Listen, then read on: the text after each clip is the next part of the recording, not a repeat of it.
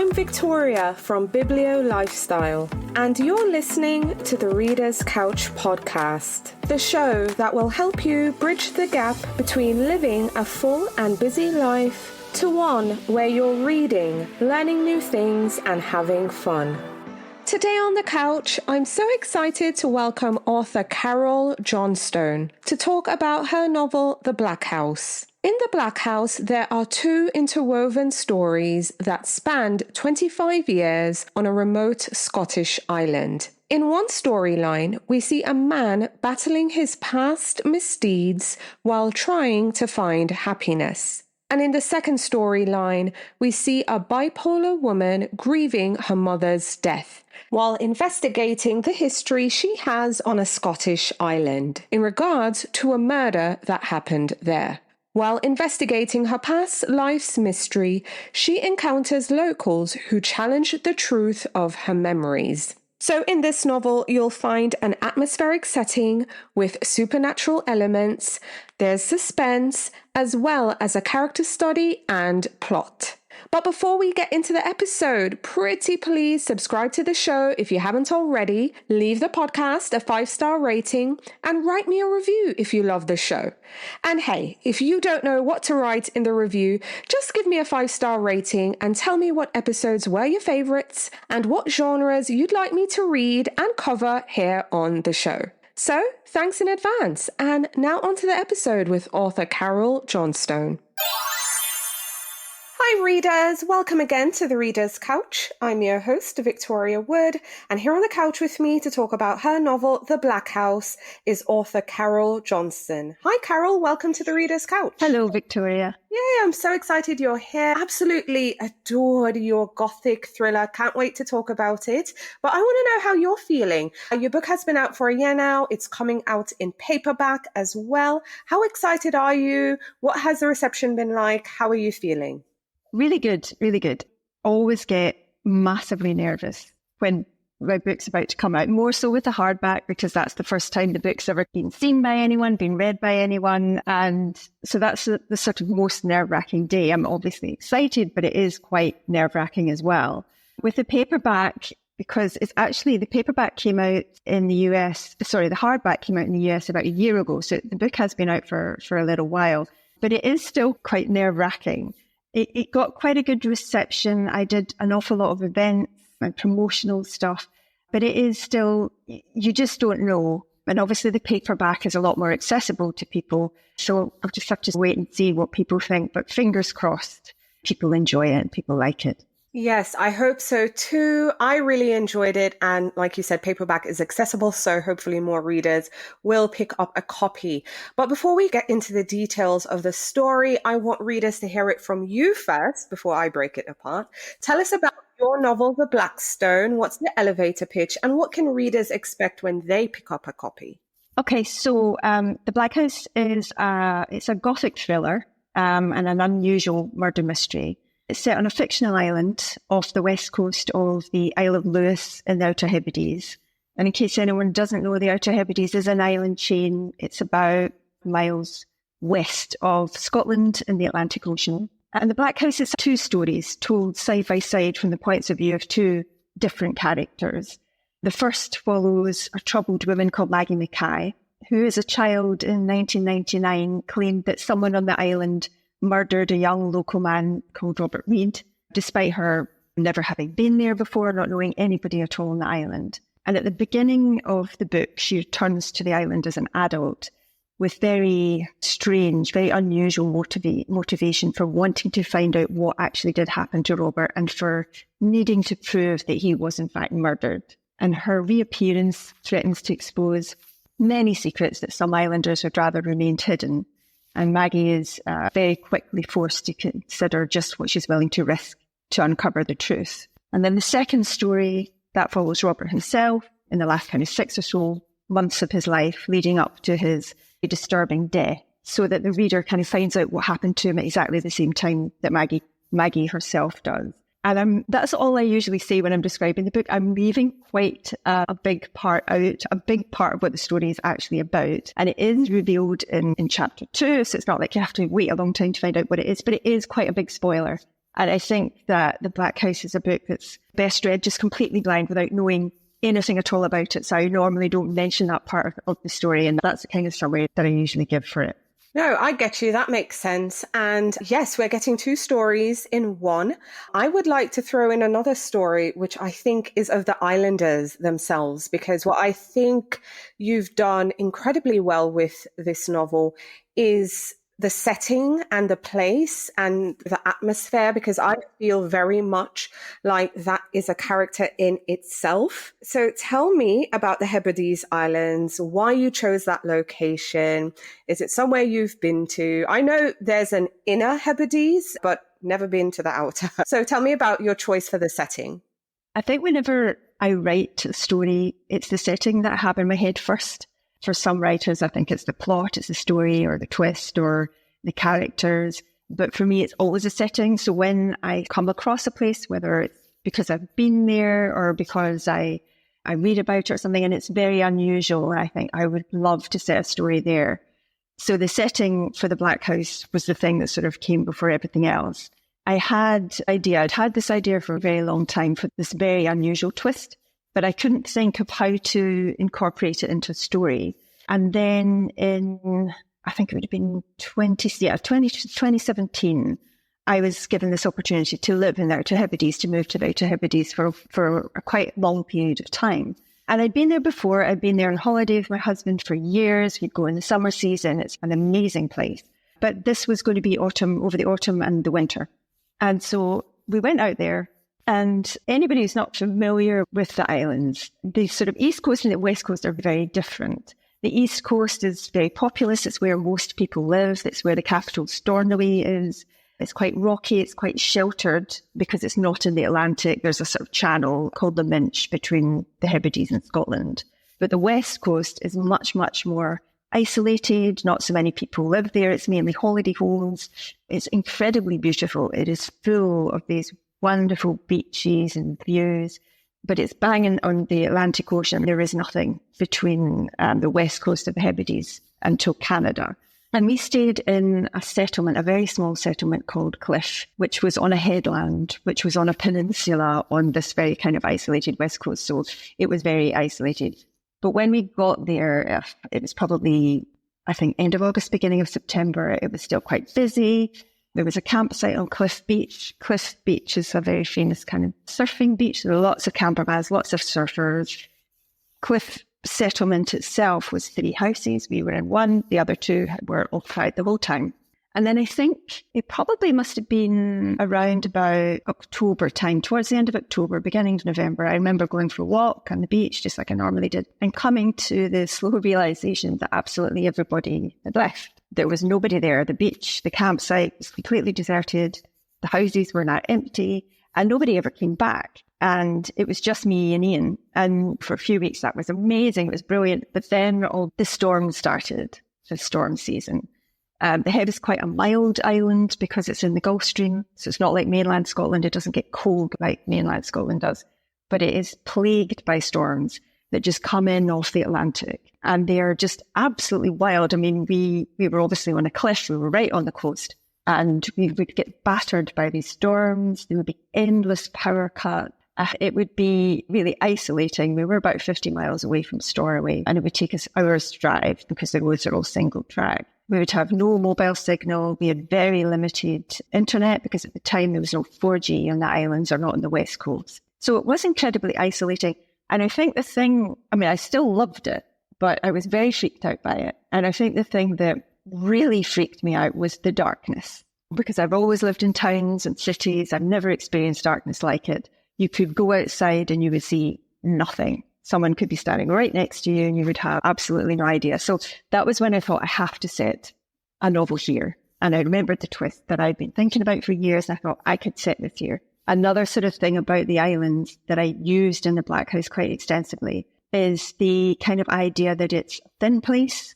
And that was originally the title that I had in mind for the book. And I'd not heard of this phrase until I moved to the Hebrides. A thin place is a kind of spiritual place or a spiritual landscape where the kind of wall or the veil between our world and all other worlds, is said to be at their thinnest. It's very big in pagan, Celtic mythology and Norse mythology. The Outer Hebrides was settled by the Norse. It's one of the first places in Scotland to be settled by the Norse. And so there are many places on the island that are said to be thin places where you can experience things, see things, feel things that you can't anywhere else. And so I really wanted to use that in the book, and I do. And there are a lot of archaeological digs that go on in the islands because it is such an unspoiled, it's so undeveloped. And so it can feel very otherworldly. If you're driving along the road, there are stone circles and fields. There's no visitor centres, there's no barriers, they're just there. There are monoliths by the side of the road. And it's just so fascinating. There was this particular archaeological dig that was done in South Uist, which is one of the more southern islands in the Hebrides, I think in the early 2000s. And I completely lifted this archaeological dig. And one of the other things that was a really big inspiration for the book were the archaeological digs that go on in the Hebrides, same as in the Shetlands and the Orkneys. There are a lot of archaeological digs that happen in the Hebrides. We saw a few when we were there because it's so unspoiled. It's really not built up at all. There are so many things still there. And there was this particular archaeological dig that I read about, that I heard about when I was there. And it took place on South Uist, which is one of the more southern islands, in, I think, the early 2000s. And it was fascinating. It was so interesting. These archaeologists found a Bronze Age burial mound, and there were two bodies buried in it in the kind of fetal position. And when they started excavating them, they realised that they had been preserved in a peat bog. Most of the islands are peat bog, and they're very good at mummifying bodies. So you can still see all the soft tissues, you can see the expressions on the body's face, you can see the lines and wrinkles, everything. It's fascinating. And that's what happened to these bodies. When they exhumed them, they discovered something even more weird, which was that these two bodies were in fact composite bodies. They were made up of multiple people. So the sort of head and torso was from one person, the arms and legs from someone else, the pelvis from someone else. And they also discovered that these bodies people had lived centuries apart. So they hadn't lived or died at the same time. And they'd been put together into bodies, and they'd been buried in a peat bog to mummify them. Then they'd been dug up after about a year, and they had, I don't know how they knew this, but they had been left above ground for a few hundred years, sitting indoors somewhere. And they don't know why, they don't know what the purpose of this was, if they were worshipped or if they were spiritual guides or whatever. But I remember having this really clear image in my head of these bodies just sitting at the head of a table or something. It's such a strange, bizarre thing. And then after a couple of hundred years, they were buried in these burial mounds, and that was that. So I was determined that I would use these composite bodies in the Blackhouse and this idea of thin places and the kind of Norse and pagan mythology as part of that. It's all in the background because the main story is this murder mystery, but all of this is going on in the background. And I don't think I could have set that anywhere other than the Outer Hebrides. I love the setting. Again, I thought it was worth mentioning because it felt like a character unto itself. I've never been to the Outer Hebrides, inner only, and I can't imagine going there around autumn, winter. Man, the storms out there. It would be scary indeed. Let's get into the characters a bit, shall we? Like you mentioned, there are two storylines. There's Robert, moves to the Outer Hebrides with his wife and his son. He has a lot going on, needless to say. He's haunted by a lot of his past memories. He is trying to focus on his life with his family. He's also farming as well. Tell us a bit about Robert and what's going on with his story and what brought him to the island. Yeah, so Robert's a very kind of complicated character. He's, especially at the beginning of the novel, he's not a particularly likable character at all. He's very angry. He's very defensive. He's very introspective. He's very argumentative. He is from the islands, but he moved away to Aberdeen, met his wife, had his child, and now he's come back as a young man in his 20s. He's very much driven by events in his past, by absolutely terrible things that have happened, which is why he left the islands in the first place. And he loves the islands, but he also really hates them. When he comes back for very specific reasons, but as he's there, as he's living there, he starts to feel this terrible sense of foreboding, this terrible kind of sense that something awful is about to happen, is going to happen. And he cannot ask for help. He cannot reach out to people, not even his wife, because it's just not how he's made. He has to deal with everything himself. And he was a really challenging character to write because he is unpleasant. He has good reason to be, and then he has good reason for absolutely everything that he does, but he's not a particularly nice person. But by the end of the novel, hopefully the reader understands everything that he's gone through and why he's done what he's done. And really, I'm hoping that they will feel completely differently about him. And I really love writing those kind of characters who seem one thing, but end up being something completely different. They're a real challenge to write. So although he wasn't the most likable person and he was very damaged, he was very tortured, he was a really interesting character to write. I really enjoyed writing his story. I think he was interesting too. So as a reader, my mind went back and forth with him, but in the end, it did make sense. Another character worth mentioning is Maggie, who you also mentioned at the top, who as a child, shared that, well, this person in particular was murdered. She now returns mid-20s as an adult. However, she is going back to the island after her mother's death. She also has some motives as to why she's going back to figure where was this man, did this to prove to herself that this man existed and this man had been murdered. Again, the locals are not too keen on her being there. They're not very happy. They want to just keep things to themselves. But Maggie's mom, there's a lot going on there with those two. Tell us about Maggie. So Maggie, she was a really interesting character to write. I usually write first person present tense. And so you really have to put yourself into that person's head. Maggie's the kind of main protagonist. Robert is obviously narrated as well, but Mag, the person that's in it the most. And I wanted to write somebody who was quite complicated, quite conflicted. She's very different from Robert. She's extrovert. She's not from the islands. She's from London. At the beginning of the novel, she is grieving. She's not in a very good place. Her mum has just died. She is also bipolar, and she's just getting over her first ever psychotic break. She's having to come to terms with that. The things that take her back to the island are very complicated, and you don't really find out completely what they are until towards the end of the book. But she's a very sort of tenacious person. She's going there to find out what happened to Robert, and that's it. That she's not going to be dissuaded. So when she starts to feel afraid, like Robert did, when she starts to get this kind of very bad sense that something awful is going to happen, it doesn't stop her. She starts to feel like she's being stalked. She starts to feel like someone's following her. Someone's leaving dead birds on her doorstep. Someone's breaking into the Blackhouse that she's renting. And all of these things start happening to her. But it doesn't dissuade her at all. If anything, it makes her more determined to find out exactly what's happening. But like Robert, she doesn't confide particularly in anyone, not completely anyway. She's determined to find it out herself. And that's partly because of her very strange childhood and the fact that her mum was a very complicated person.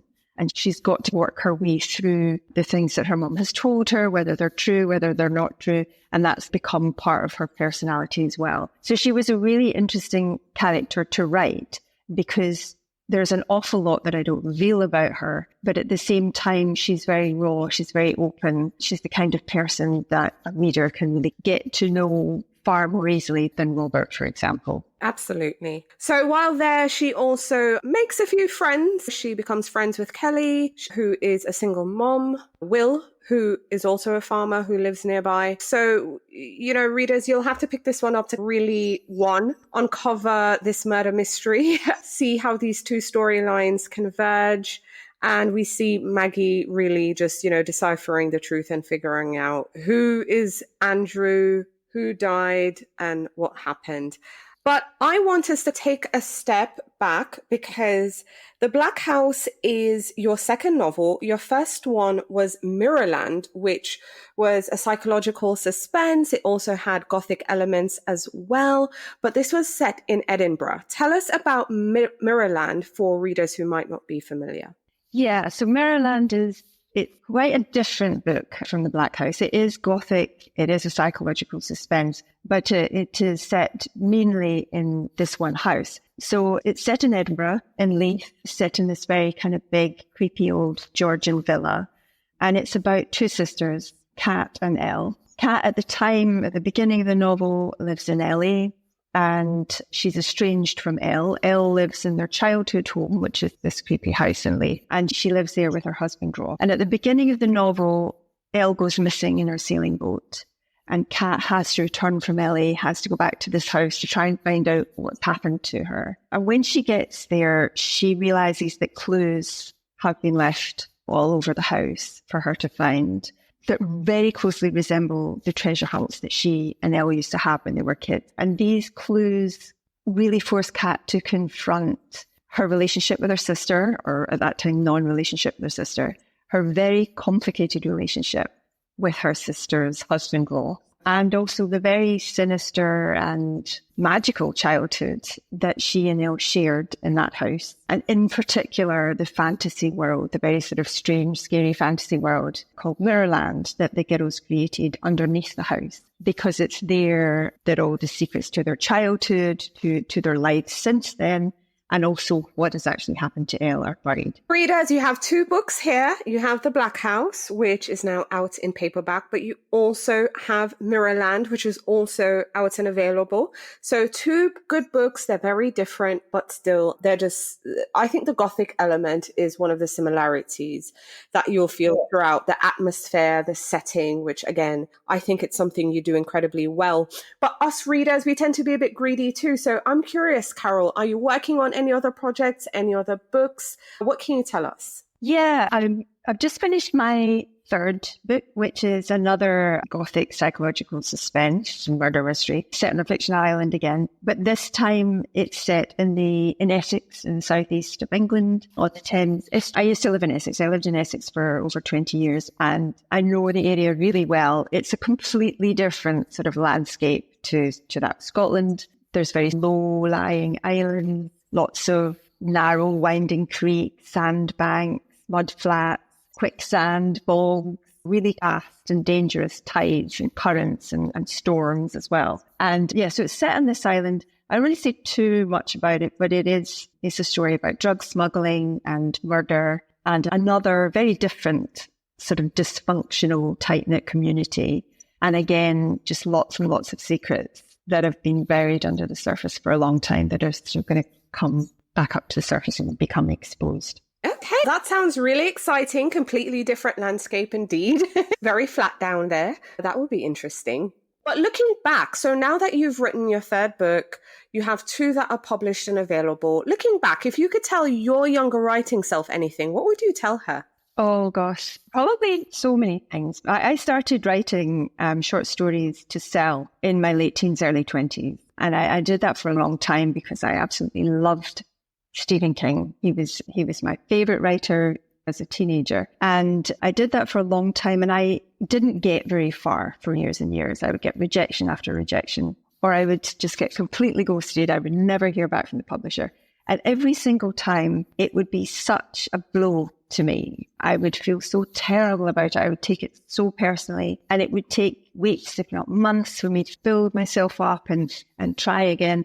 And I did that for a long time. And I always had in my head that this will not be forever. This is only just now. Once you have an agent, things will be different. Things will get better. This will stop happening. Once you get a book deal, once your book is maybe optioned for television, once you start getting blurbs from really famous writers that you love, once you start getting really good reviews in national newspapers, once all these things start happening, this will stop happening. And I've had all of those things happen to me in the last couple of years, and none of it has stopped happening. But I still have the same doubts. I still have the same uncertainties. I still get rejected constantly. And I think that's what I wished I'd learned earlier, that this is just part of writing. Writers have to be really resilient. You have to be really persistent. You have to just keep going, even although everything always feels like it's completely against you. You're competing against everybody. You're not getting anywhere. And I think you just have to accept that it is part rejection and uncertainty and doubt. It's just part of being a writer. It's just part of what you have to get used to. And you have to find a way to get used to it, to incorporate it into what you do. Otherwise, it's just a miserable existence. And I think it's why a lot of people give up, because they expect eventually for that to stop, and it really doesn't. So you have to develop a thick skin, but I think you also have to just embrace the fact that it is that you have all these uncertainties because you can't control any of it.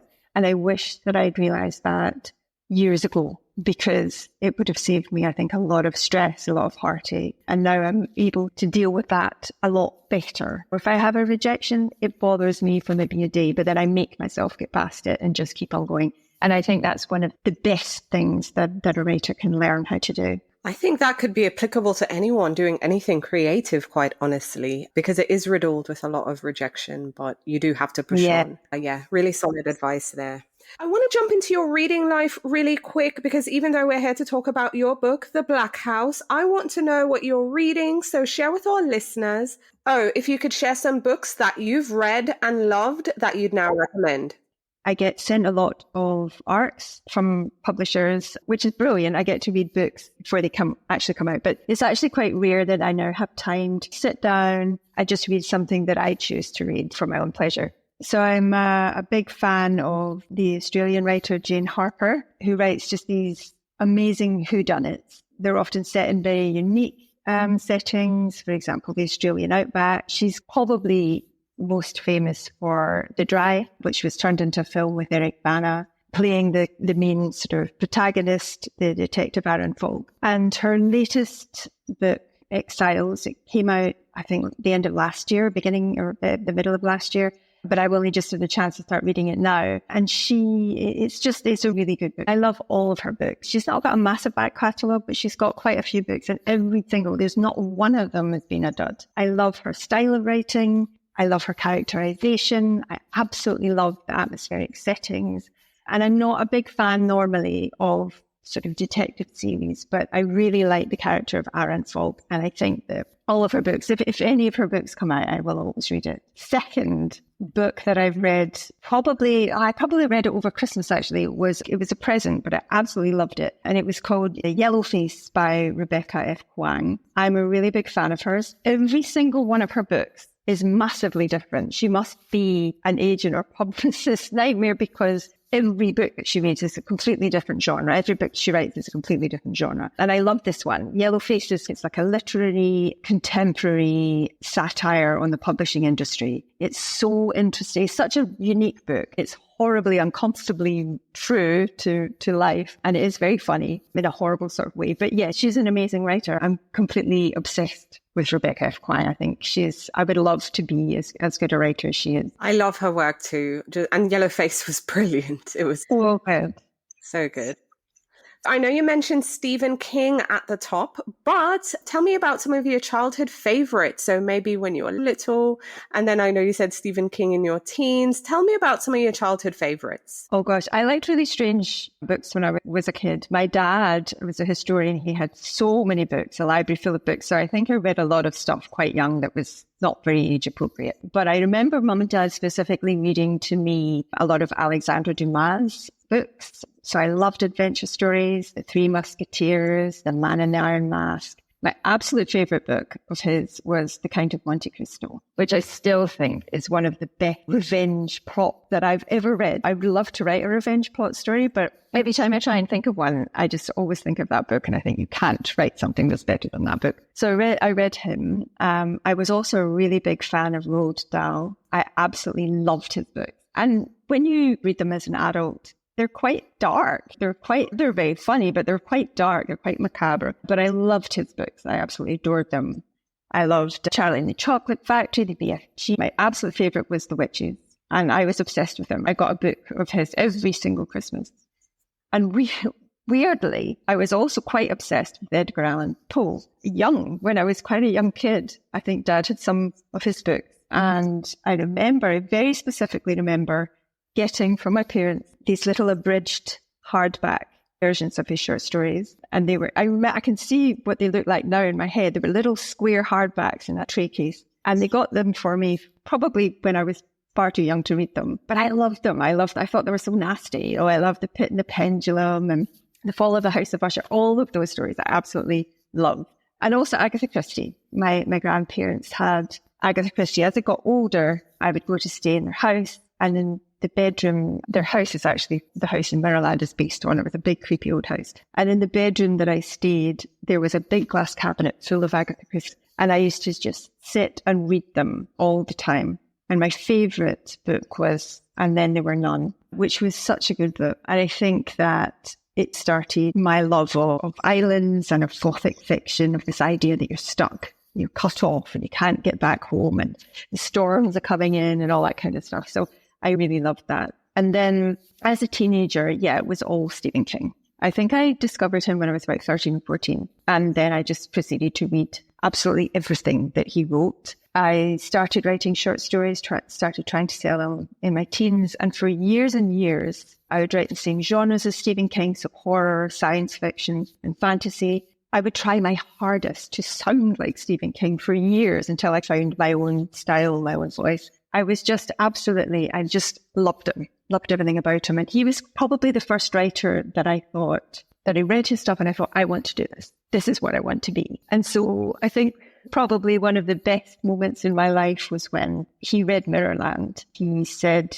that he loved it and he gave me this amazing blurb that ended up on the front cover of the hardback and I think the paperback. And it was one of the best moments of my entire life because he was my idol. He was exactly the kind of writer that I wanted to be. So it just absolutely, it was just a wonderful feeling. Yeah, that's like a wonderful full circle moment. I love it. Yeah. That's amazing.